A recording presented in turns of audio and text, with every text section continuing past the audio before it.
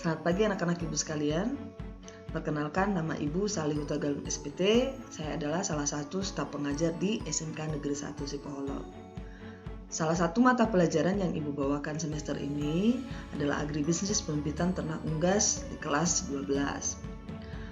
Mata pelajaran ini merupakan mata pelajaran lanjutan dari kelas 11. Jika pada kelas 11 kita mempelajari aspek awal di usaha pembibitan ternak unggas seperti pemilihan bibit yang baik dan cara menjalankan mesin tetas yang baik serta bagaimana memasarkan hasil produksi kita, maka di kelas 12 kita akan mempelajari materi-materi lanjutan dari materi awal di kelas 11. Sebagai pembuka dalam semester ini, materi yang kita akan pelajari adalah menerapkan program pencegahan penyakit dalam pembibitan ternak. Setiap program yang dijalankan pasti ada manfaatnya. Manfaat dari penerapan program pencegahan penyakit adalah untuk mengendalikan sekaligus membasmi penyebaran penyakit dalam suatu areal peternakan. Tujuannya apa? Agar tidak mengakibatkan kerugian ekonomi yang lebih besar pada usaha peternakan tersebut. Apa-apa saja kerugian ekonomi yang ditimbulkan? Yang pertama, pengobatan akibat penyakit akan menimbulkan biaya produksi pengobatan yang tinggi. Yang kedua, tingkat kematian yang tinggi akan menimbulkan penjualan yang menurun. Ketiga, jika penyebaran penyakit berlangsung cepat dalam waktu yang singkat, maka akan ada kemungkinan usaha peternakan kita terancam bangkrut. Tentu saja hal-hal ini kita tidak mau atau kita hindari dalam suatu usaha peternakan pembibitan ternak unggas.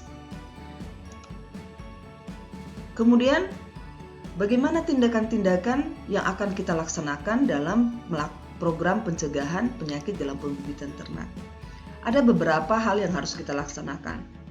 Seperti yang bisa kita lihat di layar, itu ada vaksinasi, biosecurity, pemberian vitamin, penanganan penyakit, pemberian obat, kandang karantina, pemusnahan atau disposal. Nah, pada bagian penanganan penyakit, sebenarnya itu sudah termasuk pemberian obat, kemudian isolasi di kandang karantina dan juga pemberian vitamin. Kita akan bahas satu persatu mengenai tindakan-tindakan program pencegahan penyakit. Yang pertama, vaksinasi. Pada kesempatan kali ini, Ibu menunjukkan tiga tindakan vaksinasi yang sudah biasa kita laksanakan, yang secara umum kita laksanakan. Nah, sebelum ke situ, Ibu akan mengulang kembali apa yang dimaksud dengan vaksinasi. Walaupun sebenarnya di kelas 10 pada mata pelajaran obat dan vaksin ini sudah dibahas.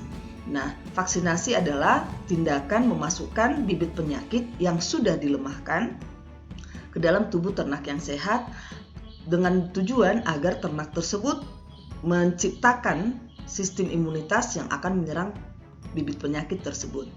Nah, dalam hal ini tindakan vaksinasi secara umum ada 3 yang akan dibahas, yaitu subkutan, tetes mata, dan intramuskular.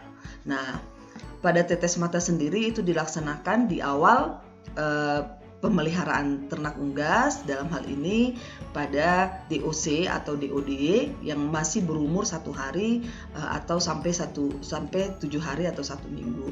Nah, tetes mata dilakukan dengan masukkan campuran dari larutan dafar dan bubuk vaksin, ya, mencampurnya kemudian meneteskannya ke mata atau bisa juga ke hidung DOC kita. Yang kedua itu namanya subkutan. Bagaimana caranya? Dengan menyuntikkan vaksin ke bawah kulit ternak. Kemudian satu lagi intramuskular. Caranya bagaimana? Dengan menyuntikkan vaksin di jaringan otot. Dalam hal ini dada atau paha ternak. Sebenarnya ada teknik yang lain namanya wing web, yaitu tusuk sayap, biasanya untuk memasukkan vaksin cacar ke dalam tubuh ternak ayam. Nah, selain vaksinasi, ada juga biosecurity. Biosecurity ini merupakan tindakan yang untuk membasmi penyakit dengan cara yang dapat kita lihat di layar, melalui desinfektan dan juga melalui adanya suatu ruang desinfeksi, ya. Biasanya itu sebelum masuk ke dalam areal peternakan, kendaraan-kendaraan itu harus melalui ruang tersebut supaya didesinfeksi dulu. Desinfeksi artinya disemprot desinfektan dengan tujuan untuk membuang atau membunuh mikroorganisme penyakit yang mungkin menempel pada kendaraan yang masuk ke peternakan kita. Nah, biosecurity ini bukan hanya dalam hal penyemprotan desinfektan, juga dalam hal sanitasi, ya, supaya kita memastikan mulai dari awal pemeliharaan, selama pemeliharaan, sampai kita menjual produk kita, sampai ke tangan konsumen, semua dijamin kesehatan produk yang kita salurkan tersebut. Itu namanya biosecurity. Nah, dengan adanya biosecurity, tentu saja bibit penyakit juga diharapkan dapat kita basmi. Yang berikut, nah ini Ibu gabung dengan judul penanganan penyakit. Nah, penanganan penyakit itu yang pertama kita masukkan dulu ternak yang sakit ke kandang isolasi.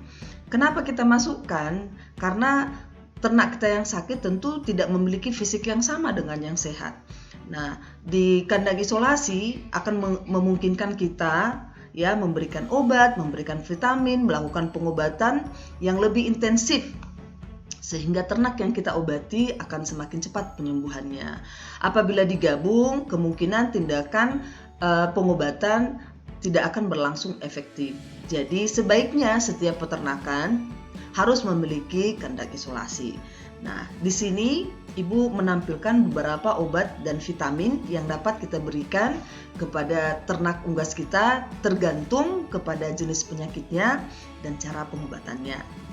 Tapi harus diingat, ya, dalam pemberian obat harus diingat penentuan dosis. Dosis yang terlalu rendah akan menyebabkan penyakit susah disembuhkan, dan dosis yang terlalu tinggi juga bisa menyebabkan efek yang fatal bagi ternak kita.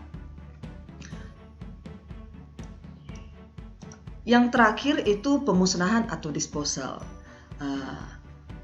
Bagaimana tindakan pemusnahan terjadi apabila ternak kita mengalami kematian? Jadi kalau mengalami kematian, tolong jangan bangkainya dibuang. Ya, ada baiknya sebelum dilaksanakan penguburan atau pembakaran terhadap bangkai ternak, diadakanlah nekropsi. Apa itu nekropsi? Bedah bangkai. Tujuannya apa? Supaya kita mengetahui apa sebenarnya penyakit yang menyerang ternak unggas kita. Nah, dalam melaksanakan nekropsi juga ada prosedur yang harus kita laksanakan agar tidak menyebabkan penyebaran penyakit yang lebih banyak. Nah, apabila ternak kita mati, sebaiknya yang pertama kita gali tanah, ya, biasanya 1-2 meter, kemudian kita masukkan untuk dikubur dengan baik. Tujuan penguburan apa? Supaya bibit penyakit baik berupa virus ataupun bakteri itu tidak menyebar.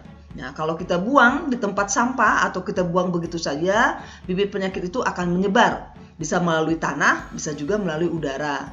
Kemudian selain tindakan penguburan, kita juga bisa melaksanakan tindakan pembakaran. Nah, tindakan pembakaran apabila penyakitnya memang sudah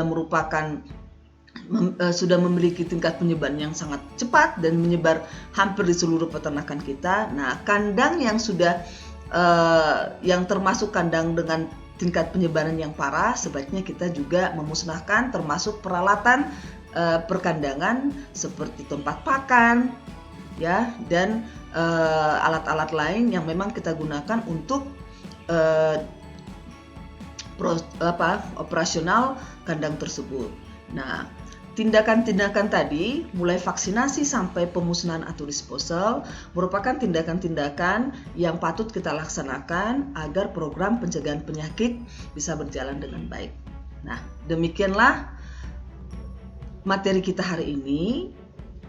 Di dalam modul yang Ibu sampaikan itu ada beberapa pertanyaan-pertanyaan, ya, yang berkaitan dengan materi yang Ibu sampaikan tadi. Ibu harapkan Ananda semua bisa menjawabnya dengan baik, Dan apabila ada pertanyaan atau materi-materi yang kurang dimengerti, silahkan bertanya di WA kelas masing-masing. Ibu dengan senang hati akan menjawabnya dan menerangkannya. Semoga materi hari ini bermanfaat dan semoga kita selalu dalam keadaan sehat. Terima kasih.